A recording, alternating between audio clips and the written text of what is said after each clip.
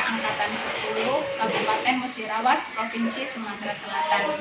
Baik, pada hari ini saya bersama Kepala Sekolah SMA Negeri Marga Baru, yakni Bapak Saidina Umar. Pada hari ini saya akan melakukan sesi wawancara untuk memenuhi tugas demonstrasi kontekstual dengan tema dilema etika. Baik, selamat pagi Pak. Pagi. Apa kabarnya hari ini? Alhamdulillah sehat. Bagaimana tadi Pak perjalanannya ke sekolah? Luar biasa. Perjalanannya aman ya? Aman jelas. Alhamdulillah nggak ujian ya Pak ya? Iya, banyak pedaknya. Iya. Oke. Saya pengen nanya-nanya nih Pak sedikit. Apakah Bapak pernah nih menemui kasus dilema etika? Banyak sebenarnya. Cuman ada beberapa yang paling mencuat. Salah satunya misalnya video. Iya. Tapi bukan di sini. Ada tempat tugas saya yang lama. Oh iya, baik.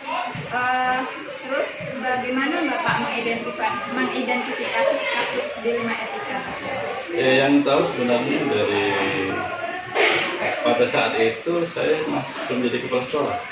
Jadi pada saat itu saya masih menjadi wakil kurikulum. Jadi pada saat itu guru-guru yang bersangkutan video itu berkembang, kemudian ditemukan oleh guru, kemudian lagi tangani secara SOP yang benar. Lalu Pak, bagaimana cara Bapak mengambil keputusan, terutama ketika ada kasus-kasus di mana ada dua kepentingan yang sama atau mungkin sama-sama mengandung nilai-nilai kebajikan? Tentu di sini harus ada istilahnya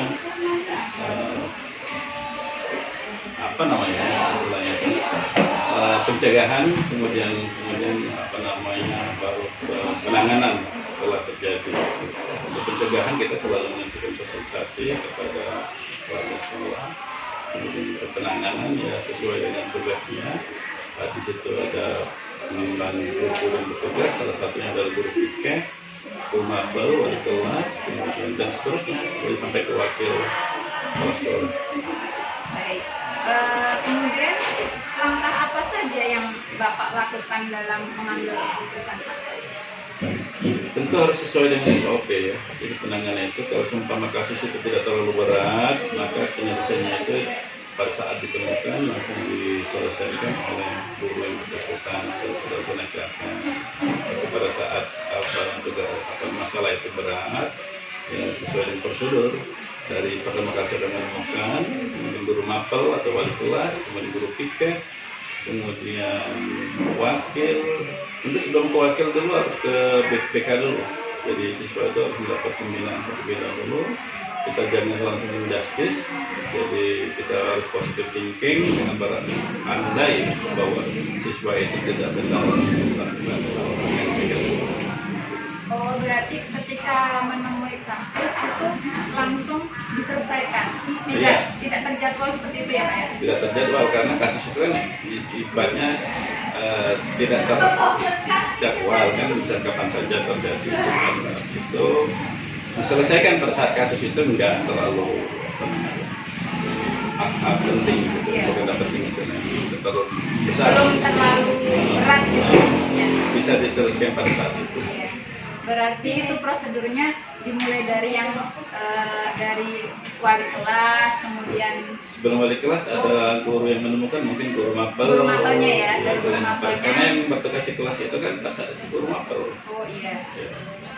Berarti diurutkan dari yang menemui sampai tergantung, kalau sudah selesai berarti selesai, kalau belum naik gitu ya Pak ya? Iya. Kemudian ada tidak Pak tantangan dalam menghadapi kasus dilema etika? Kalau dikatakan tantangan banyak ya. Tantangan itu salah satunya yang jelas dari yang bersangkutan, mungkin siswa sendiri. Yang kedua dari orang tua siswa atau wali siswa, kadang-kadang mereka tidak menerima dari apa yang dengan rumah diri anaknya di rumah itu ibarat itu sangat baik, tapi pada saat di luar rumah ya di luar dari pantauan orang tua ternyata beda dari yang ada di rumah. Kemudian Pak, kira-kira faktor apa saja yang membantu Bapak dalam mengambil keputusan? Dalam leader itu ada 4 yang bisa diambil oleh seorang pemimpin, yaitu pertama secara otoriter, secara demokrasi, partisipasi, dan delegasi. Jadi tapi di sini tidak ada hal yang paling hebat itu dari empat keputusan itu. Jadi kombinasi dari keempatnya. Jadi tentu kita mendengarkan cara demokrasi, kita mengambil masukan-masukan dari rekan-rekan kita, kemudian kita sharing, kemudian kita ambil keputusan, kita timbang tinggal keputusan terakhir itu di kepala sekolah. Kemudian kalau seumpama tugas-tugas lain, kalau seumpama belum sampai kepala sekolah, yang mendelegasikan dengan wakil, dengan yang lain bertiket atau dan sebagainya. Itu tadi salah satu kejadian yang bisa langsung diselesaikan, tidak harus langsung kepala sekolah, jadi bisa delegasikan, bisa ke guru mapel sendiri bahkan kalau bisa menyelesaikan. Kemudian Pak, kira-kira pelajaran apa yang Bapak dapat yang dapat diambil dari kasus D5 etika yang pernah Bapak hadapi? Banyak sekali pelajaran, terutama dari sisi yang kedua untuk mengambil keputusan ke depan gitu. Jadi pernah saja kita dalam mengambil keputusan itu terkendala, salah satunya masalah pernah terjadi bullying misalnya, bullying terjadi kasus kita. Nah, ternyata kita sampai keluar sulit sekali diambil secara demokrasi dengan guru dan meminta putusan seperti ini. Ternyata tidak bisa. Akhirnya kepala sekolah untuk masalah sama mengambil keputusan secara tentu tetap mempertimbangkan dari pendapat dan guru, kita mengambil keputusan secara otoriter dari. Baik, mungkin untuk sesi wawancara ini cuma cukup sampai di sini. Kemudian saya juga mendapatkan banyak manfaat dari apa yang sudah saya tanyakan ke Bapak. Saya mendapatkan ilmu baru. Saya ucapkan terima kasih Pak atas waktunya. Semoga dengan wawancara ini bisa bermanfaat bagi kita semua. Iya, sama-sama. Semoga menjadi calon guru penggerak juga akan lebih sukses dan banyak pembelajaran yang akan diperoleh baik secara formal maupun informal. Terima kasih. Sekian, saya akhiri. Wassalamualaikum warahmatullahi wabarakatuh.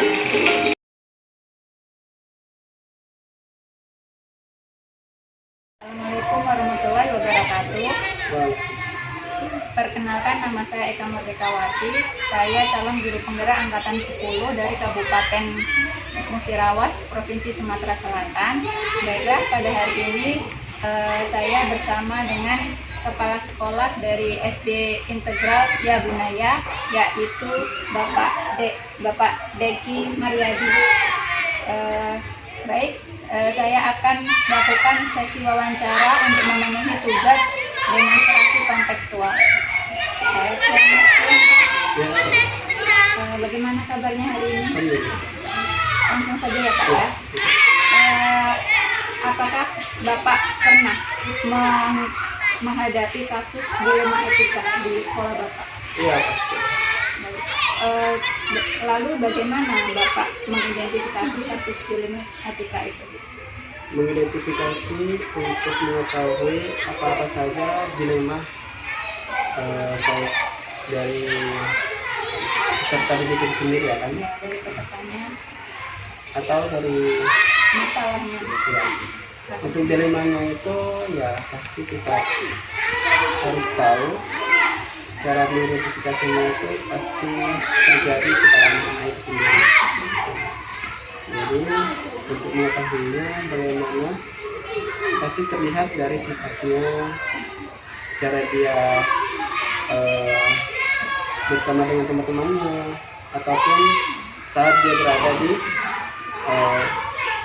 di kelas itu sendiri pasti terjadi dilema etika, baik dalam dia belajar bagaimana atau sifatnya seperti apa. Nah, dari situ bisa disebut.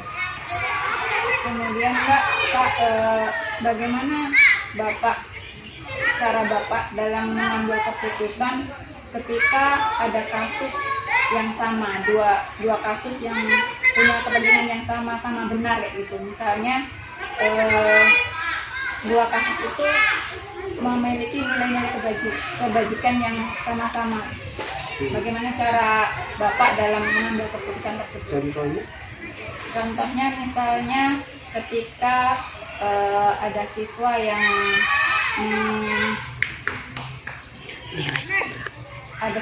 misalnya terlambat datang sekolah, kemudian di sisi lain seharusnya Bapak memberikan hukuman kepada anak tersebut, tetapi di sisi lain anak tersebut memiliki alasan tersendiri kenapa dia datang terlambat. Alasan yang mungkin Bapak harus mau tidak mau harus menerima alasan tersebut. Oh, untuk itu pasti kita harus tahu dulu permasalahannya di mana. Ketika misalnya kendalanya ada, jadi kita harus terima kendalanya itu, tidak melihat permasalahannya. Karena kan setiap kendala itu pasti ada permasalahannya. Oleh karena itu, misalnya kendalanya itu bisa diterima, maka kita harus terima. Bukan melihat permasalahannya. Berarti Bapak dalam mengambil keputusan itu tetap harus menganalisis dulu. Iya, dulu permasalahannya bagaimana, harus dicari tahu dulu ya Pak ya. Misalnya kan kalau sini sekolahnya agak jauh, misalnya macet, maka yang kita ambil itu macetnya, jangan permasalahannya. Kemudian Pak, langkah-langkah apa saja yang Bapak lakukan dalam mengambil keputusan? Langkah-langkahnya untuk keputusan seperti apa? Dalam misalnya seperti kasus yang barusan untuk mengambil kasus itu keputusannya, maka kita pasti sudah tahu kan dari permasalahan kita, misalnya pasti kita langsung cara menangani keputusan itu. Di SD sini ada ini Pak, kayak BK gitu. Jadi ketika ada anak yang bermasalah, kemudian harus melalui proses tersebut. Maksudnya harus melalui proses, tidak langsung ke Bapak gitu. Misalnya permasalahannya tidak begitu berat, maka bisa ditangani langsung dari dulu. Tapi kalau misalnya permasalahannya begitu berat, maka harus langsung ke BK-nya. Ketika BK-nya sudah sekiranya sudah bermasalah, maka kita bisa. Jadi dimusyawarahkan bersama-sama ya Pak. Kemudian adakah tantangan Pak ketika Bapak menghadapi kasus di rumah tadi? Tantangannya sangat banyak sekali. Apalagi kan untuk anak-anak ini, tantangannya dalam mengajar itu pasti ada. Oleh karena itu setiap kelas harus memberikan ajaran yang maksimal, khususnya untuk wali kelasnya. Jadi wali kelasnya sangat bertanggung jawab. Ketika wali kelasnya ada permasalahan, maka kita ada lagi pertemuan seperti itu. Apa-apa yang terjadi kendala di kelas. Biasanya Pak, kalau ada anak yang bermasalah seperti itu, ada nggak tantangan yang dari orang tuanya, misalnya orang tuanya tidak terima atau bagaimana gitu? Seperti biasa kan, anak-anak zaman sekarang, apalagi orang tua zaman sekarang, itu anak-anaknya tidak mau ditegur. Iya kan? Tidak mau tegur, tidak mau dimarahi, tidak mau dikasih tahu. Ya, jadi kita sebagai pendidik ini pasti bingung kan? Bagaimana kita mau mendidik sedangkan orang tuanya tidak mau ditegur. Tapi untuk saat ini, untuk sekolah ini, orang tuanya lebih memprioritaskan kepada sekolahnya sendiri. Jadi bagaimanapun anak-anaknya di sekolah ini baik itu untuk itu ya seperti itu tuh anak orang tuanya sudah mempercayakan pihak sekolah. Baik, ketika Bapak menghadapi kasus D5 etika ini Pak, bagaimana Bapak menyelesaikannya itu? Apakah secara langsung atau ada jadwalnya gitu? Untuk jadwal ini kan mengenai sifat ya, tidak harus berjadwal. Kalau kan pasti setiap hari itu pasti ada terus. bagaimana kita menanganinya itu kalau bisa di situ secara langsung. Berarti ketika ada masalah langsung diselesaikan gitu ya. Iya, tidak boleh ditunggu-tunggu. Kemudian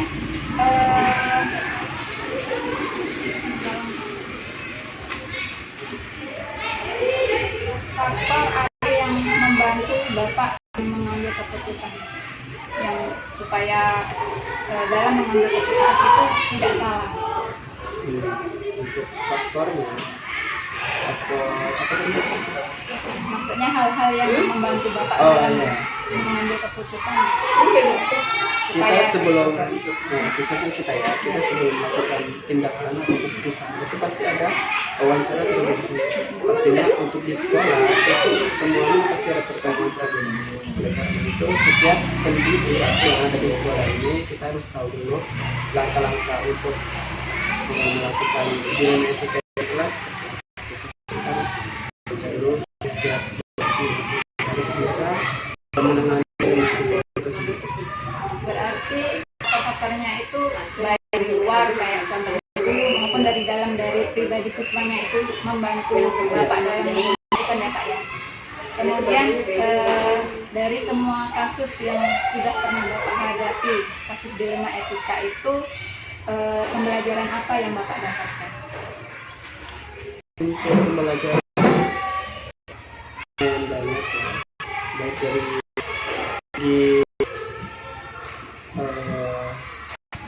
yang disampaikan dalam mendidik kan harus butuh kesabaran. Dari situ kita bisa dalam mendidik ya kan? Karena dalam setiap mengajar itu sangat baik dari pengetahuan juga kita akan tumbuh pengetahuannya untuk mengajar pendidik ini seperti apa. Jadi pelajaran yang Bapak dapatkan yaitu jadi Bapak tuh menjadi sabar dalam menghadapi siswa, kemudian juga dapat pengalaman bagaimana menangani murid yang bermasalah seperti itu ya Pak. Baik, belajar Anda terima kasih, mohon maaf dan dulu baik, itulah tadi wawancara saya bersama dengan Bapak dari sekolah dari Dekra Bunda. Saya Assalamualaikum warahmatullahi wabarakatuh.